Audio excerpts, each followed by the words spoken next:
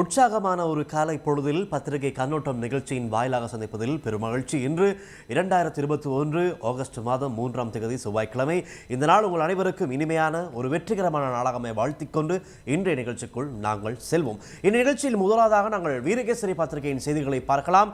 வீரகேசரி பத்திரிகையின் பிரதான செய்தியாக ஆகஸ்ட் நடுப்பகுதியில் மரணங்கள் அதிகரிக்கும், நாளொன்றுக்கு 80 தொடக்கம் 90 உயிரிழப்புகள் பதிவாகும், மோசமான நிலையில் நாடு உள்ளதாக வைத்திய நிபுணர்கள் எச்சரிக்கை என்று தான் வீரகேசரி பத்திரிகையின் பிரதான செய்தி அமைந்துள்ளது. தொடர்ச்சியாக 3 நாட்களாக 2000 தாண்டிய கோவிட் வைரஸ் தொற்றாளர்கள் அடையாளம் காணப்படுவதும் கோவிட் மரணங்களின் எண்ணிக்கை அதிகரித்துள்ளமையும் நாட்டின் மோசமான நிலையின் ஆரம்பமாகும் என சுகாதார வைத்திய நிபுணர்கள் சுட்டிக்காட்டியுள்ளனர். தடுப்பூசி ஏற்றும் வேலை திட்டம் வெற்றிகரமாக முன்னெடுக்கப்பட்டாலும் தொற்றாளர் எண்ணிக்கையில் குறைவு ஏற்படவில்லை. இந்நிலைமை தொடர்ந்தால் ஆகஸ்ட் நடுப்பகுதியில் நாளொன்றுக்கு 80 முதல் 90 மரணங்கள் பதிவாகும் எனவும் அவர்கள் எச்சரிக்கை விடுத்துள்ளனர். டெல்டா வைரஸ் பரவலின் மிக மோசமான தாக்கம் ஒன்று ஏற்படுவதற்கான சாதகத்தன்மைகள் அதிக அளவில் உள்ளதாக தொடர்ச்சியாக சுட்டிக்காட்டப்பட்டு வருகின்ற நிலையில் வைத்திய நிபுணர்களின் தற்போதுள்ள நிலைமைகள் தொடர்பிலான வினவிய போதே இவ்வாறு அவர்கள் தெரிவித்ததாக வீரகேசரி பத்திரிகையின் பிரதான செய்தி அமைந்துள்ளது. தொடர்ந்தும் நாங்கள் வீரகேசரி பத்திரிகையில் மற்றும் ஒரு செய்தியை பார்க்கலாம். பாலியல் துஷ்பிரயோகம், போதைப்பொருள் ஆகிய குற்றங்களுக்கு மரண தண்டனை நிறைவேற்ற வேண்டும், சுதந்திர கட்சி வலியுறுத்தல் என்று தனது செய்தி அமைந்துள்ளது. போதைப்பொருள் வியாபாரம், பாலியல் துஷ்பிரயோகம் உள்ளிட்ட குற்றச்சாட்டுகளுடன் தொடர்புடையவர்களுக்கு மரண தண்டனை விதித்து நிறைவேற்றப்பட வேண்டும். தண்டனைகள் கடுமையானால் தான் குற்றங்கள் குறைவடையும்.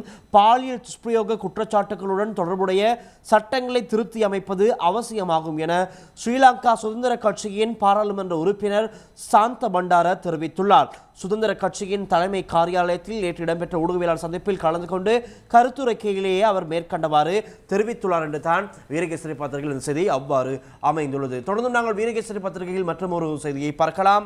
இஷாலின் விடயத்தில் சேறு பூசும் அரசியல் செல்வாக்கு செலுத்துகிறது, விளக்குகிறார் பாயிஸ் என்று தான் அந்த செய்தி அமைந்துள்ளது.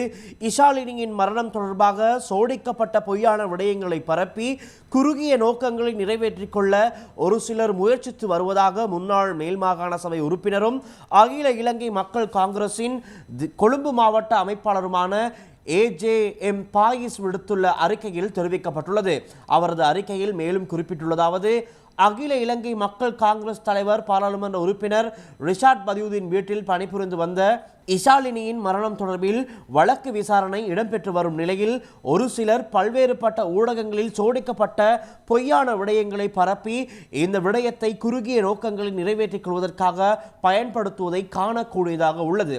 டயகம பிரதேசத்தை சேர்ந்த தரகர் ஒருவரினால் 2020 நவம்பர் 18ஆம் தேதி இஷாலினி என்பவர் பாராளுமன்ற உறுப்பினர் ரிஷாட் பதியுதீனின் வீட்டுக்கு வேலைக்கு அழைத்து வரப்பட்டிருக்கின்றார். இவர் இந்த வீட்டுக்கு வந்த தினத்திலிருந்து இஷானி எனும் பெயரிலேயே அறிமுகப்படுத்தப்பட்டு அந்த பெயரினாலேயே அனைவராலும் அழைக்கப்பட்டு வந்திருக்கின்றார். இவர் அங்கு வந்தபோது அவருக்கு வயது 18 என்றே கூறியிருக்கின்றார்.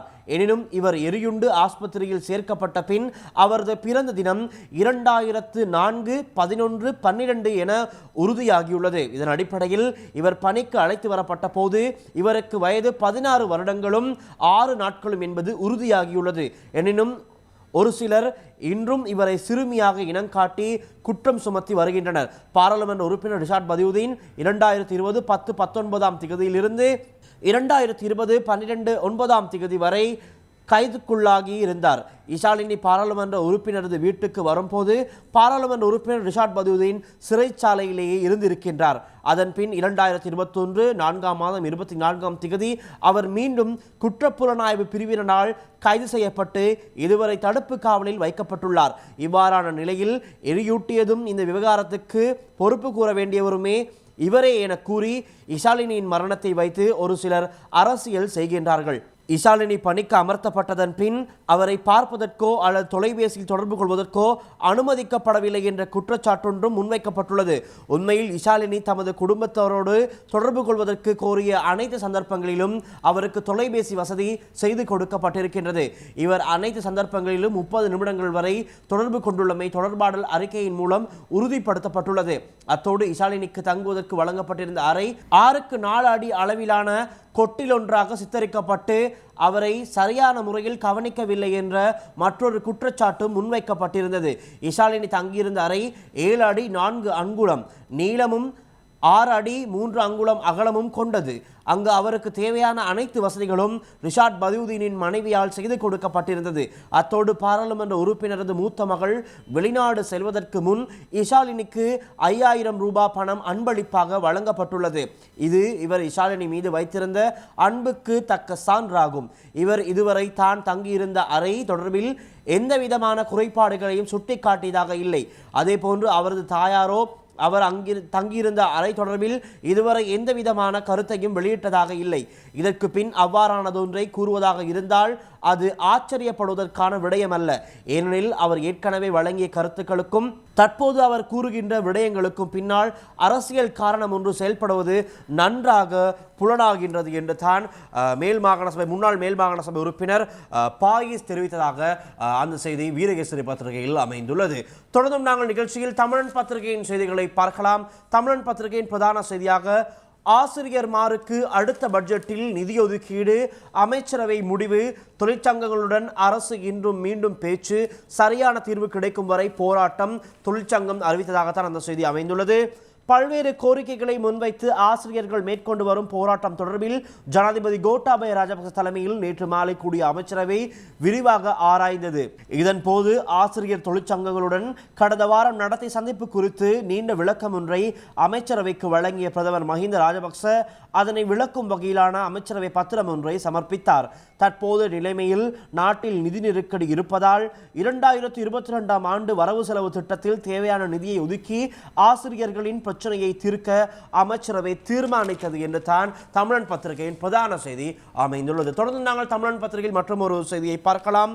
பிறப்பு இறப்பு திருமண பதிவு சான்றிதழ்கள் இணைய வழியில் பதிவாளர் நாயகம் திணைக்களம் தெரிவிப்பு என்று தான் அமைந்துள்ளது.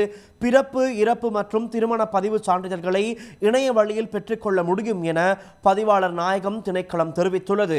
குறித்த சான்றிதழ்களை இணைய வழியில் பெற்றுக்கொள்வதற்காக கையடக்க தொலைபேசி மற்றும் கணனி வழியாக ஆன்லைனில் விண்ணப்பிக்கலாம். அத்துடன் கிரெடிட் அட்டைகளை பயன்படுத்தி இதற்கான கட்டணங்களை செலுத்த முடியும். விரைவு தபாலில் அல்லது மிக அருகாமையில் இருக்கும் பிரதேச செயலகத்திலோ சான்றிதழ்களை பெற்றுக்கொள்ள ஏற்பாடு செய்யப்பட்டுள்ளதாக பதிவாளர் நாயகம் திணைக்களம் தெரிவித்துள்ளதாகத்தான் அந்த செய்தி தமிழன் பத்திரிகையில் அமைந்துள்ளது. நிகழ்ச்சியில் தொடர்ந்தும் நாங்கள் தினகரன் பத்திரிகையின் செய்திகளை பார்க்கலாம். தினகரன் பத்திரிகையின் பிரதான செய்தியாக ஜப்பானிய பிரதமரிடம் ஜனாதிபதி தனிப்பட்ட முறையில் முன்வைத்த கோரிக்கை, ஆஸ்ட்ராசெனெகாவின் அடுத்த தொகுதியும் வருகிறது. 7 லட்சம் தடுப்பூசிகள் 7ஆம் தேதி நாட்டுக்கு வரும். ஜனாதிபதியிடம் உத்தியோகபூர்வமாக அறிவித்தார் ஜப்பானிய தூதுவர் என்று தான் தினகரன் பத்திரிகையின் பிரதான செய்தி அமைந்துள்ளது. ஜனாதிபதி கோட்டாபய ராஜபக்ச ஜப்பான் பிரதமர் யோஷிஹிடே சுகாவிடம் தனிப்பட்ட முறையில் முன்வைத்த கோரிக்கையின் பேரில் ஜப்பான் அரசாங்கத்தினால் அன்பளிப்பு செய்யப்பட்ட ஆஸ்ட்ராசெனெகா தடுப்பூசிகளின் அடுத்த தொகுதி எதிர்வரும் 7ஆம் தேதி சனிக்கிழமை நாட்டுக்கு கொண்டு வரப்பட உள்ளன. இலங்கைக்கான ஜப்பான் தூதுவர் அகிரா சுகியாமா இதனை உறுதிப்படுத்தியுள்ளார். ஜூலை 31ஆம் தேதி நாட்டுக்கு கொண்டு வரப்பட்ட ஆஸ்ட்ராசெனெகா தடுப்பூசிகளை ஜனாதிபதி அலுவலகத்தில் வைத்து உத்தியோகபூர்வமாக கையளிக்கும் போதே ஜப்பான் தூதுவர் இதனை தெரிவித்தார் என்று தான் தினகரன் பத்திரிகையின் பிரதான செய்தி அமைந்துள்ளது. தொடர்ந்தும் நாங்கள் தினகரன் பத்திரிகையில் மற்றும் ஒரு செய்தியை பார்க்கலாம். சிறுவர்களை வேலைக்கு அமர்த்தியோர் உடனடியாக திருப்பி அனுப்புங்கள், இலையில் சட்ட நடவடிக்கை என்கின்றார் திலும் அமுனுகமா என்று தான் அந்த செய்தி அமைந்துள்ளது. சிறுவர்களை வீட்டு வேலைகளில் ஈடுபடுத்தியிருக்கும் வீட்டு உரிமையாளர்கள் அவர்களை உடன் திருப்பி அனுப்ப நடவடிக்கை எடுக்க வேண்டும் என்று போக்குவரத்து மற்றும் சமூக போலீஸ் ராஜாங்க அமைச்சர் திலும் அமுனுகமா தெரிவித்துள்ளார். பணிக்கமர்த்தப்பட்ட சிறுவர்களை மீள வீடுகளுக்கு அனுப்பாதவர்கள் மீது கடும் சட்ட நடவடிக்கை எடுக்கப்படும் என்று அவர் குறிப்பிட்டுள்ளார். கண்டியில் ஞாயிற்றுக்கிழமை அன்று இதனை தெரிவித்த அவர், எதிர்காலத்தில் சகல கிராம அதிகாரிகள் பிரிவுகள் தோறும் ஒரு சமூக போலீஸ் அதிகாரி நியமிக்கப்பட்டு உள்ளதாக அவர்கள் சிறுவர் பாதுகாப்பு போலீஸ் பிரிவுடன் இணைந்து தொடர்பில் நடவடிக்கைகளை மேற்கொள்வர் என்றும் அவர் கூறியதாகத்தான் தினகரன் பத்திரிகையில் அந்த செய்தி அமைந்துள்ளது. தொடர்ந்தும் நாங்கள் தினக்குரல் பத்திரிகையின் செய்திகளை பார்க்கலாம். தினக்குரல் பத்திரிகையின் பிரதான செய்தியாக பயண கட்டுப்பாடு முற்றாக தளர்த்தப்படவில்லை, சாதாரண மக்கள் பயணிக்க முடியாது, தேவையின்றி மாகாண எல்லைகளை கடப்பவர்களுக்கு எதிராக நடவடிக்கை என்கின்றார் போலீசார் என்று தான் அந்த செய்தி அமைந்துள்ளது. மாகாணங்களுக்கு இடையிலான பயண கட்டுப்பாடு முற்றாக தளர்த்தப்படவில்லை என்று அதிகாரிகள் தெரிவித்துள்ளனர். இதனால் தேவையின்றி மாகாண எல்லைகளை கடப்பவர்களுக்கு எதிராக நடவடிக்கை எடுக்கப்படும் என்று போலீசார் தெரிவித்துள்ளனர். நேற்று திங்கட்கிழமை முதல் அரசு நிறுவனங்களுக்கு அனைத்து ஊழியர்களையும் அழைத்துள்ள காரணத்தினால் அவர்களுக்கென மாகாணங்களுக்கு இடையிலான பஸ் மற்றும் ரயில் போக்குவரத்துகள் ஆரம்பிக்கப்பட்டுள்ளன. எனினும் மாகாணங்களுக்கு இடையிலான பொது போக்குவரத்தை சாதாரண பொதுமக்களுக்கு பயன்படுத்த முடியாது என்றும் அறிவிக்கப்பட்டுள்ளனர். பயணிகளுக்கு செல்லும் அரசு மற்றும் தனியார் ஊழியர்கள், அத்தியாவசிய தேவைகளுக்காக செல்பவர்களை தவிர்ந்த மற்றவர்களுக்கு பொது போக்குவரத்தில் அனுமதிக்கப்பட மாட்டார்கள் என்றும் தெரிவிக்கப்பட்டுள்ளதாகத்தான் அந்த செய்தி தினக்குரல் பத்திரிகையின் பிரதான செய்தியாக அமைந்துள்ளது. தொடர்ந்தும் நாங்கள் தினக்குரல் பத்திரிகையில் மற்றும் ஒரு செய்தியை பார்க்கலாம். ஏனைய நாடுகளின் செயற்பாடுகளை கண்காணிக்க இலங்கைக்குள் புகுந்துள்ள வெளிநாட்டு புலனாய்வாளர்கள், வெளிநாட்டு புலனாய்வு பிரிவுகள் இலங்கையில் இயங்கி வருவதாக சந்தேகம் வெளியிடப்பட்டுள்ளது. சில நாடுகளில் புலனாய்வு பிரிவுகள் இலங்கையில் தங்கியிருந்து தகவல்களை திரட்டி வருவதாக குற்றம் சுமத்தப்பட்டுள்ளது.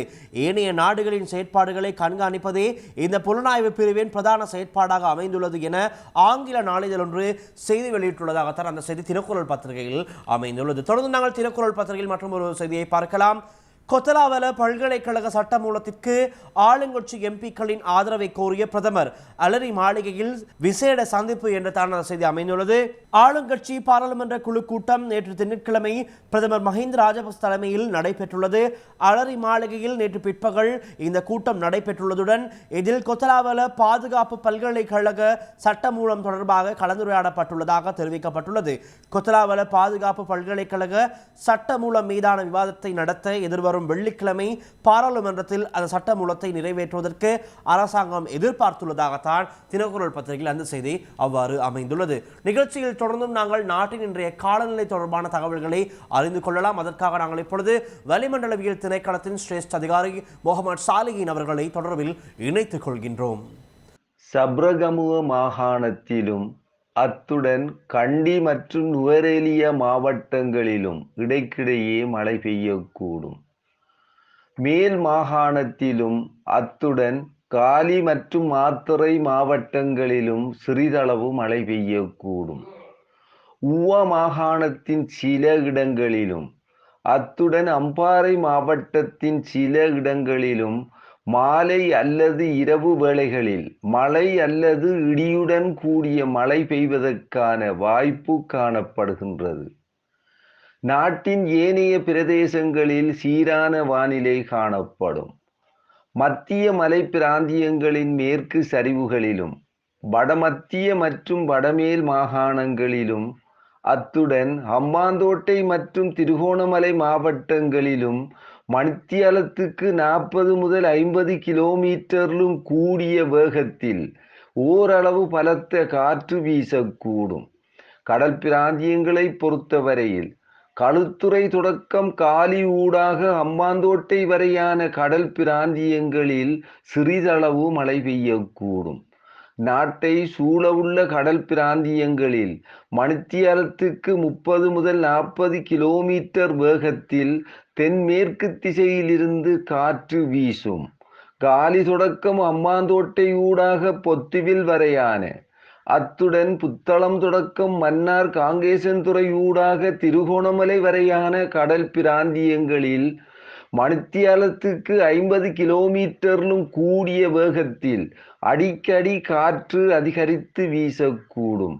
இவ்வாறான சந்தர்ப்பங்களில் இக்கடல் பிராந்தியங்கள் கொந்தளிப்பாக காணப்படும். புத்தளம் தொடக்கம் கொழும்பு ஊடாக காலி வரையான கடல் பிராந்தியங்கள் இடைக்கிடையே ஓரளவு கொந்தளிப்பான நிலையில் காணப்படும். ஆகையினால் கடலுக்கு செல்லும் மீனவர்களும் கடல்சார் ஊழியர்களும் அவதானத்துடன் செயற்படுமாறு கேட்டுக்கொள்ளப்படுகின்றனர். நமது நாட்டின் இன்றைய காலநிலை தொடர்பான தகவல்கள் அவற்றை எமக்கு வழங்கியிருந்தார் வளிமண்டலவியல் திணைக்களத்தின் சிரேஷ்ட அதிகாரி முகமது சாலிகின் அவர்கள். அந்த தகவல்களோடு நாமும் நிகழ்ச்சியை நிறைவு செய்து கொள்கின்றோம். மீண்டும் நாளைய நிகழ்ச்சியிலும் சந்திக்கலாம். அதுவரை தொடர்ந்தும் லங்காஸ்ரீயோடு இணைந்திருங்கள். பாதுகாப்பாக இருங்கள். நன்றி, வணக்கம். அனைத்து செய்திகளையும் பார்க்க லங்காஸ்ரீ நியூஸ் சேனலை சப்ஸ்கிரைப் பண்ணுங்க. உடனுக்குடன் பார்க்க வேண்டுமா? அப்போ கீழிருக்கும் பெல் பட்டனை கிளிக் பண்ணுங்க.